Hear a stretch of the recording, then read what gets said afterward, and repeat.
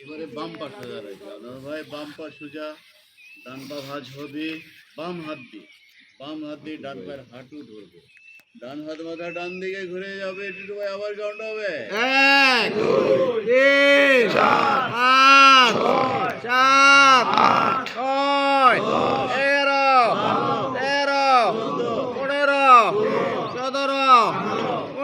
6 এবারে বাম পা ভাঁজ হবে, ডান হাত দিয়ে বাম পায়ের হাঁটু ধরে